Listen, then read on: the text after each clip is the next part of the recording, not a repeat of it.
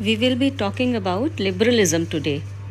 Liberalism is one of the oldest theoretical schools of IR and focuses on the best way to create a more just and peaceful international order. The organizing principle of liberalism is interdependence, a condition in which two or more international actors rely on each other for the provision of essential goods or services. Liberals claim that interdependence decreases conflicts by encouraging a harmony of interests, shared goals that can be achieved through cooperation. Liberals see regimes as the most important sources of order in what is otherwise an anarchic international society. The most effective regimes are supported by international organizations that ensure absolute gains for all of their members. Liberals believe that domestic political systems are an important indicator of a state's international behavior, claiming that liberal democratic states do not tend to go to war with other liberal democracies. This is called democratic peace theory. Spreading liberal democracy is therefore an effective way to widen the international zone of peace inhabited by the world's democratic states. Liberals have successfully constructed a wide variety of international regimes dealing with security, economic and social development, decolonization, international law, and a range of other issues. Many of these regimes work through the organs of the United Nations, which is the main instrument of global governance in the world today. The First World War gave birth to the first generation of liberal thinkers in IR, that is, the idealists. These thinkers helped to establish a world based on the rule of law and collective security, in which states would resolve disputes through the League of Nations rather than war. The Second World War forced many liberals to accept the special role of great powers in creating and maintaining regimes, a lesson they put into practice when designing the United Nations Security Council. Liberalism is a powerful theory of IR that highlights a different set of questions than those covered by the English school. Like John Locke, liberals believe that any form of international order must be defined by justice if it is to survive. Unjust orders, they argue, are inherently unstable because they invite rebellion by the people they oppress. Liberal theory is often prescriptive, recommending specific policy actions in pursuit of its international goal of a just global order. While the English school accepts that war can be a legitimate form of conflict resolution in certain international societies, liberals view military conflict as evidence of failure. For liberals, war is an evil that must be avoided whenever possible. This makes liberalism a normative theory concerned with what ought to be rather than simply describing what is. It is important to note that there are many varieties of liberal theory in the social sciences, IR, political science, economics, sociology, and so on. Though connected by their intellectual histories, these varieties of liberalism are not identical. Economic liberalism, which encourages the reduction of government regulation and reliance on market forces to determine economic outcomes, is not the same as liberal institutionalism, the most influential brand of liberal thought in IR. The organizing principle of liberalism has its philosophical roots in the 18th century European Enlightenment. Liberalism focuses on ways in which actors' interdependence can result in increasing cooperation and thereby ensure international peace and security. Interdependence is closely associated with globalization. It describes a situation in which two state or non state actors rely on one another for essential goods or services. This limits the actors' autonomy, forcing them to consider the impact of their actions on others. According to liberalism, interdependence makes actors less likely to engage in violent conflict because it generates a harmony of interests that encourages cooperation between international actors and makes competition and conflict less likely. In this sense, liberalism owes a debt to the idealism that defined most IR theory between the two world wars. Liberals see the international arena as one defined by anarchy, where there is an absence of a final judge to arbitrate disputes and dictate rules. Unlike the English school, liberals have little time for informal institutions. They prefer formal agreements and treaties to unwritten understandings because they represent written social contracts that can be clearly understood and monitored by all of the contracting parties.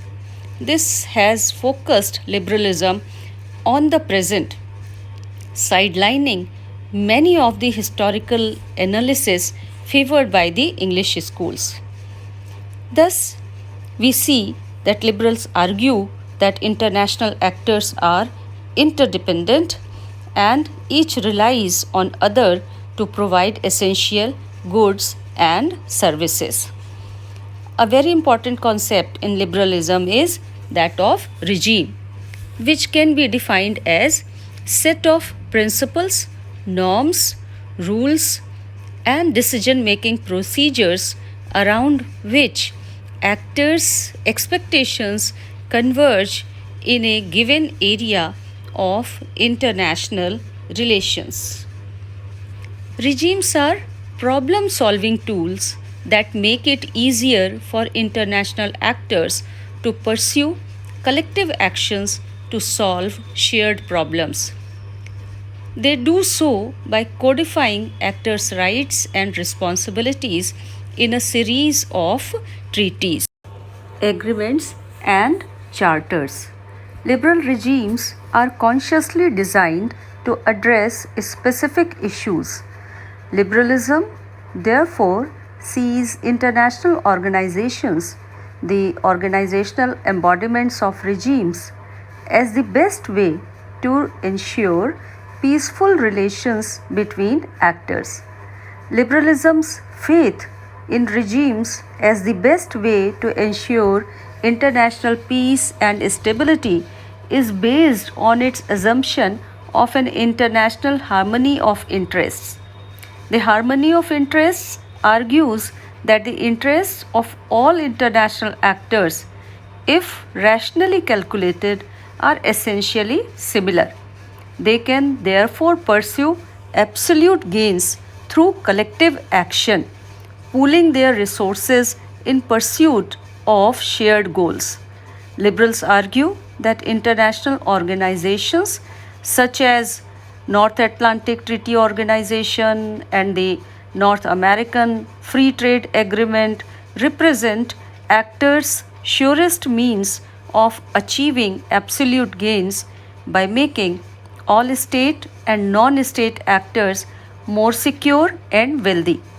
Because nobody is a loser, the order created by the pursuit of absolute gains is considered just and following the ideas of John Locke.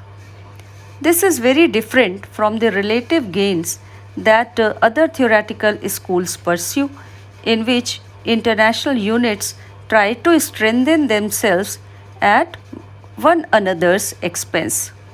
Liberalism in IR is a relatively new variation on the liberal philosophical tradition emerging during the late 20th century. It accepts many of classical liberalism's guiding principles. For example, it assumes that peace is best achieved through the liberation of humanity from authoritarian rule through democratic politics. Liberals argue that liberal democratic states tend to be less warlike than their authoritarian and theocratic neighbors. This is especially true when it comes to their relations with other liberal democracies. Liberalism's views on the relationship between domestic government and international behavior have led to democratic peace theory. Democratic peace theory's central claim is that liberal democracies will not go to war with one another, though they will fight against illiberal or non democratic states. DPT concludes that a fully democratic world would be a peaceful one in which disputes are solved by diplomatic negotiation instead of military action. The most likely flashpoints for international conflict therefore exist where democratic and non-democratic states collide. This has led liberals to call for the establishment of liberal democratic domestic governments around the world. This goal has occasionally been pursued through military means, often under the banner of humanitarian intervention.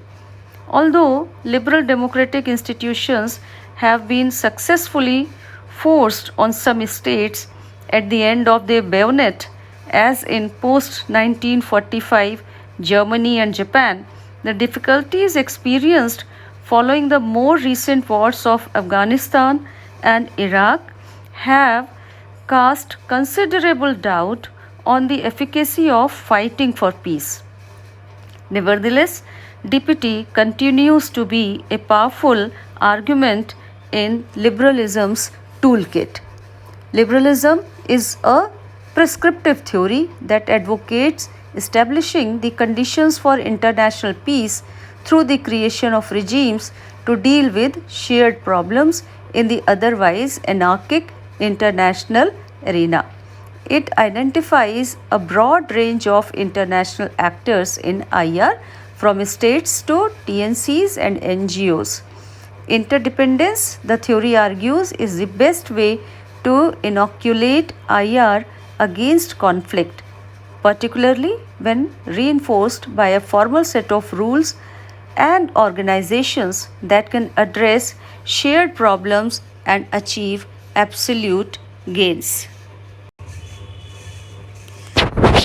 Liberalism has four strands, and one of them is sociological liberalism. For realists, IR is the study of relations between the governments of sovereign states. Sociological liberalism rejects this view as too narrowly focused and one sided. IR is not only about state relations, it is also about transnational relations. That is, relations between organizations and people, groups belonging to different countries.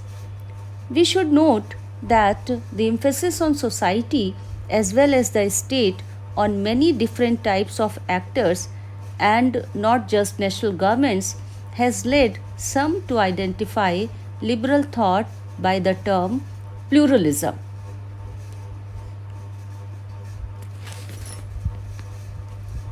Transnational relations are considered by sociological liberals to be an increasingly important aspect of international relations. One of the main proponent of this strand is James Roseno.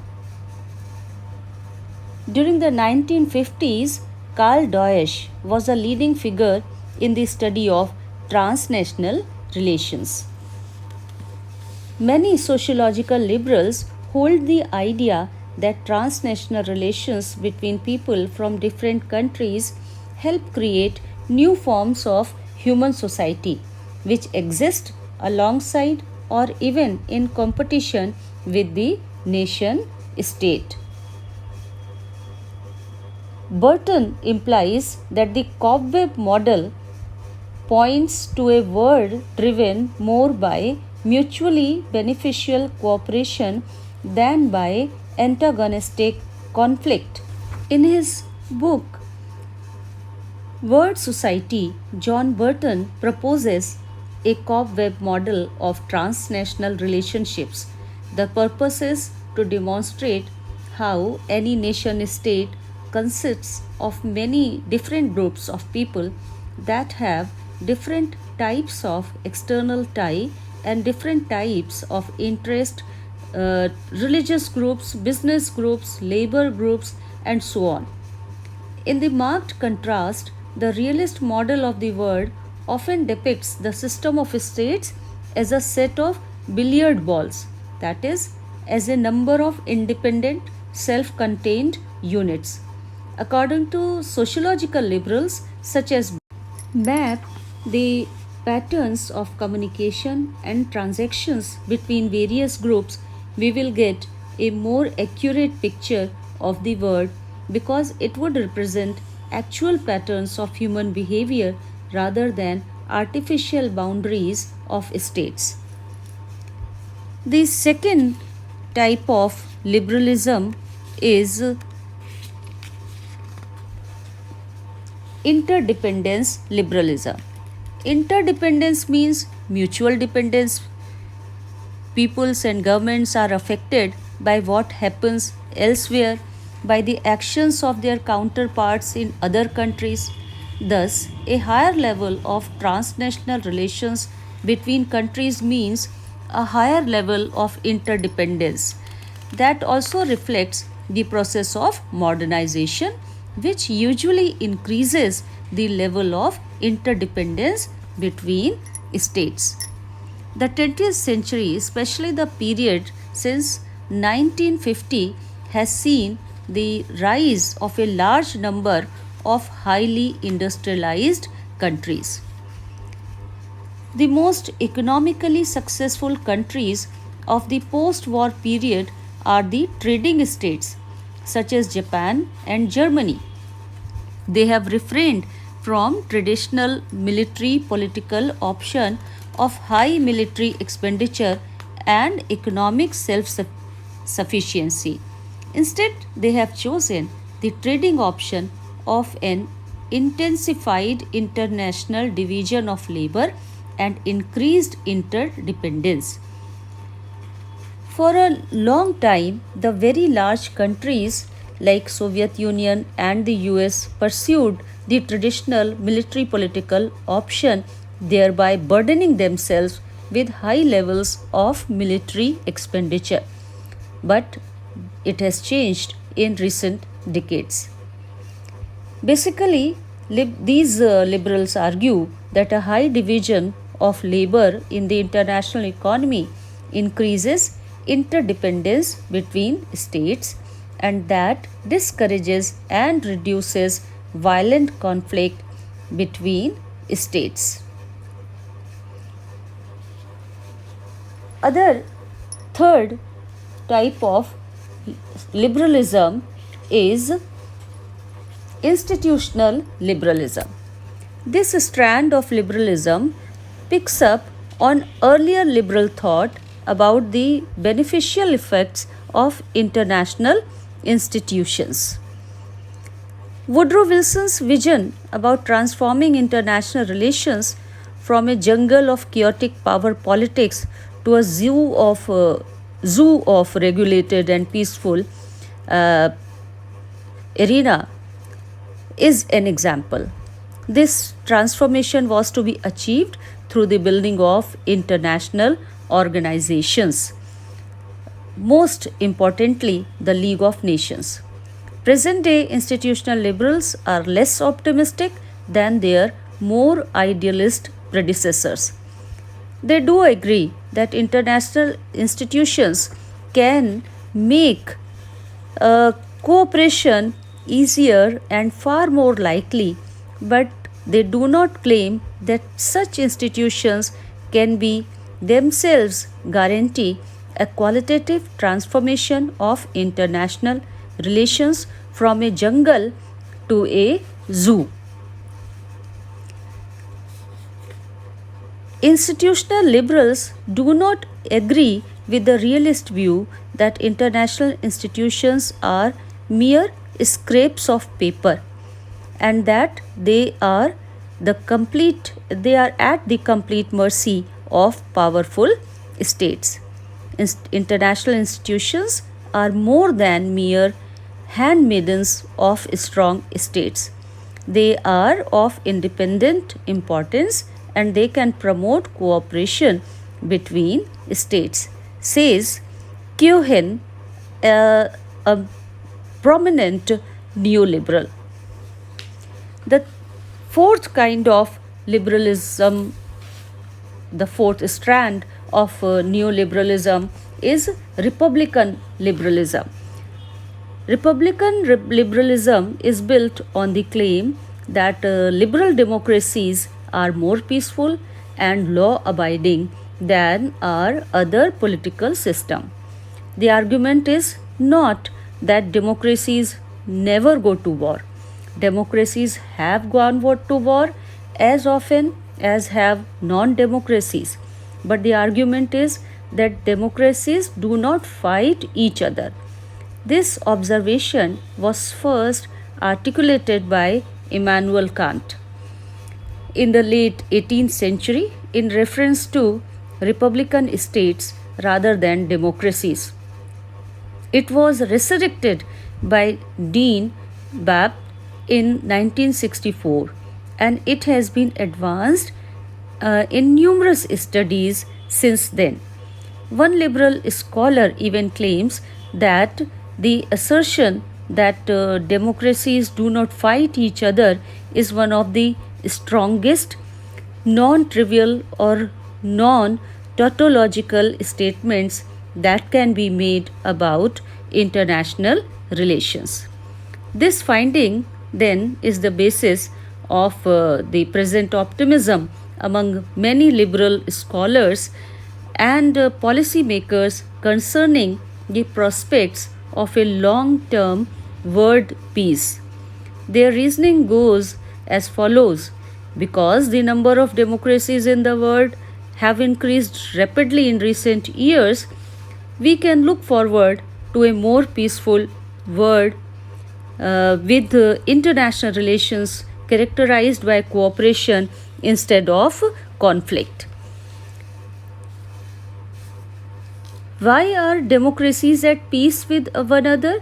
The answer to that question has been addressed by Michael Doyle, and he says that there are three elements behind this claim that democracy leads to peace. The first is existence of domestic political cultures based on peaceful conflict resolution. The second element is that democracies hold common moral values which lead to the formation of what Kant called a pacific union. Finally, peace between democracies is strengthened through economic cooperation and interdependence. In the Pacific Union, it is possible to encourage what Kant called the spirit of commerce, mutual and reciprocal gain for those involved in international economic cooperation and exchange. Of the different strands of liberalism, Republican liberalism is the one with the strongest normative element. For most Republican liberals, there is not only confidence but also hope that world politics is already developing and will develop far beyond rivalry, conflict, and war between independent states. Thank you so much for listening to me.